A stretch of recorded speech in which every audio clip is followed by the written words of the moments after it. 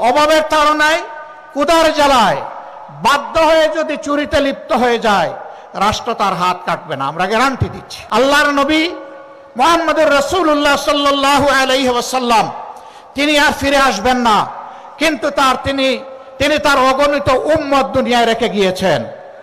আমরা সেই মদিনার ছায়ার আলোকেই খেলাফত আলা মিনহাজুন নবুওয়া এই বাংলাদেশে আমরা দেখতে চাই। খেলাফতের নাম শুনলে, শরিয়ার কথা শুনলে অনেকে গায়ের লোম খাড়া হয়ে যায়, কারণ তাদেরকে শোনানো হয় ঘর থেকে বের হইতে পারবা না, মন মতো পোশাক পরিচ্ছদ তোমরা পড়তে পারবা না, এবং তোমরা যা ইচ্ছা তাই বলতে পারবা না, করতে পারবা না। লোভের বশবর্তী হয়ে রাষ্ট্রের ধন চুরি করলে তোমাদের হাত জায়গায় থাকবে না। যদি তোমরা কোনো পরনারীর ইজ্জত লুণ্ঠন করো তাহলে তোমাদের জীবন রক্ষা পাবে না। এই কথাগুলা তাদেরকে শোনানো হয়, সঠিক, কিন্তু কেন, কিভাবে?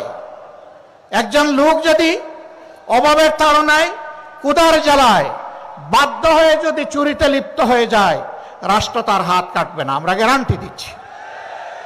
আগে রাষ্ট্র তার পেটের ক্ষুধা, পেটের আগুন নামানোর চেষ্টা করবে। যেই রাষ্ট্র তার নাগরিকের অন্ন, বস্ত্র, বাসস্থান, খাদ্য এবং চিকিৎসা, শিক্ষার ব্যবস্থা করতে পারে না, সেই রাষ্ট্রের তার নাগরিককে শাস্তি দেওয়ার অধিকার থাকতে পারে না।